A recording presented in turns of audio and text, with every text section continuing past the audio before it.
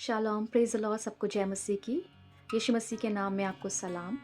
तो दिसंबर आ चुका है और हम बहुत ही करीब है बड़े दिन के 25 तारीख के, जो कि यीशु मसीह का जन्मदिन करके हम मनाते हैं। पर पिछले 2 सालों से ये बातें हमारे कानों में सुनने को आ रही है, हमें सोशल मीडिया पे देखने को आती है, और ये कोई और नहीं, ये मसीही लोग ही आपस में वाद-विवाद करते हैं कि 25 तारीख को यीशु मसीह का जन्म नहीं हुआ था, तो इसलिए हमें इसको नहीं मनाना चाहिए। कुछ लोग कहते हैं कि ये तम्मूज का बर्थडे है या जन्मदिन है, इस दिन तम्मूज पैदा हुआ था, या ये इजिप्ट से ये आया है, या फिर पेगनिज़्म है, और कई और तरह की बातें इस 25 तारीख के लिए पिछले 2 साल से बहुत ज़्यादा ये हमारे सामने आ रही हैं। मैं आपके सामने इसलिए आज आई हूँ क्योंकि मैं इन सब चीज़ों के बारे में मैंने बहुत सोचा, और प्रभु के आत्मा ने मुझे बताया, और प्रभु के कुछ दासों को मैंने सुना, और मैंने ये जाना कि हमें आत्माओं को परखना है।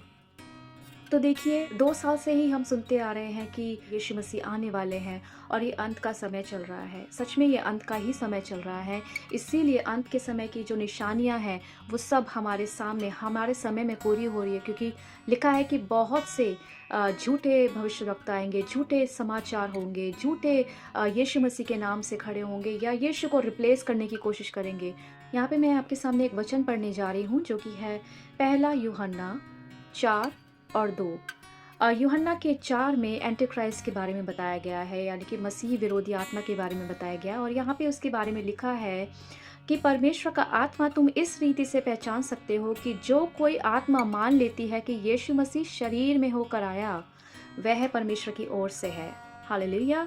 उसके बाद यहाँ पे लिखा है एंटी क्राइस्ट के बारे में, यानी मसीही विरोधी के बारे में लिखा है, और जो कोई आत्मा यीशु को नहीं मानती, वह परमेश्वर की ओर से नहीं है। यही मसीह के विरोध की आत्मा है, जिसकी चर्चा तुम सुन चुके हो कि वह आने वाला है और अब भी जगत में है।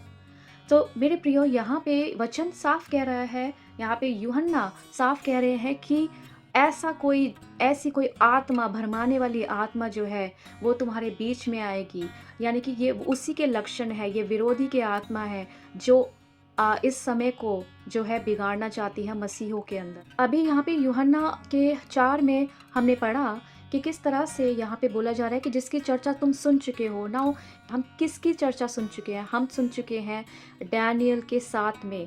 तो डैनियल के 7 के 25 में इस तरह लिखा है कि वो जो एंटी क्राइस्ट होगा वो समय और व्यवस्था को बदलने की कोशिश करेगा, मतलब बदल देने की आशा करेगा।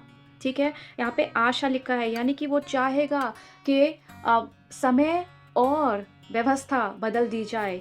यहाँ पे व्यवस्था लिखी है, और कुछ ट्रांसलेशन में लिखा है कि वो times and season and times and festivals, मतलब जो समय है, जैसा कि समय चलता आ रहा है कैलेंडर के अकॉर्डिंग, और सीजन्स यानी कि जो फेस्टिवल सीजन होते हैं, तो उसको वो बदलने की कोशिश करेगा।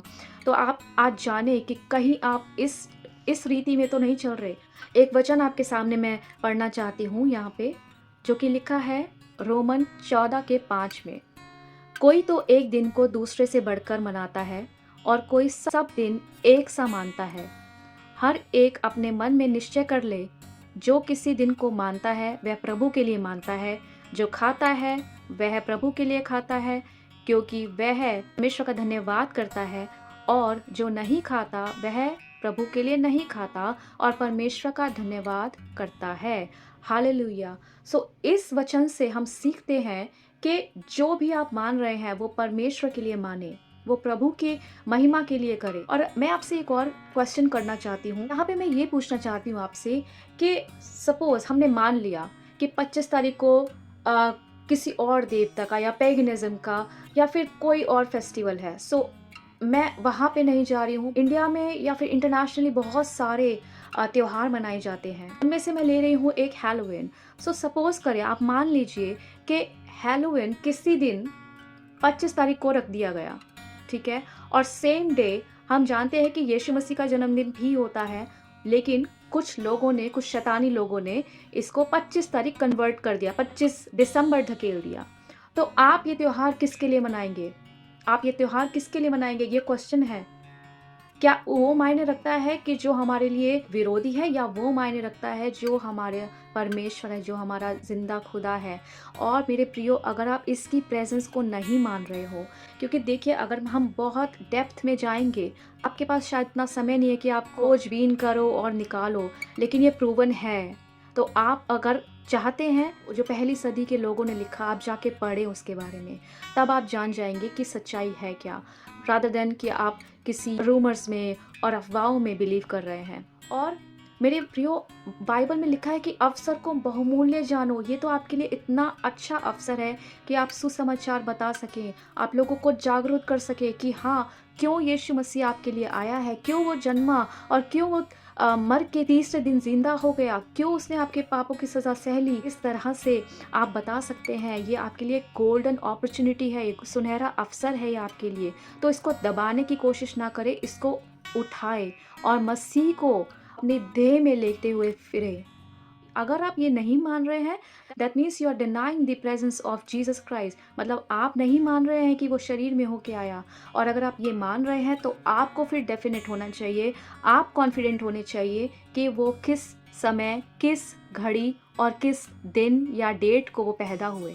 अगर आपके पास इसका जवाब नहीं है, तो आप ये चीज़ें रोकें, यहीं पर सीमित करें, क्योंकि ये आपके लिए और बहुत से मसीहों के लिए, बहुत अन्य जातियों के लिए भी बहुत बड़ा ठोकर का कारण है। आप इसको यहीं पे रोके, सीमित करें, और यही मेरा आपसे मैसेज है। और मैं चाहती हूँ कि इस अवसर को आप बहुमूल्य करके जानें और जाएँ, लोगों को बताएँ, और जिस तरह यीशु ने आज्ञा दी है कि जाओ, मेरे लोगों में मेरी महिमा करो और मेरे पुनरुत्थान के सुसमाचार को फैलाओ। Hallelujah! So this is your job, being a disciple, being a gospel preacher. आपका ये कर्तव्य है। आपका कर्तव्य नहीं है कि आप दुनिया में जाके आप सोशल मीडिया पे अपने ही कम्युनिटी के लिए आप इतनी बातें करें। सो रिपेंट और पछतावे के साथ यीशु मसीह के सामने आए और मान लें कि हाँ, यीशु मसीह स्त्री से जन्म लिया, वचन देहधारी हुआ और हमारे बीच में उसने डेरा किया। हालेलुया! सो प्रभु का धन्यवाद करती हूँ। यीशु मसीह के नाम से सबको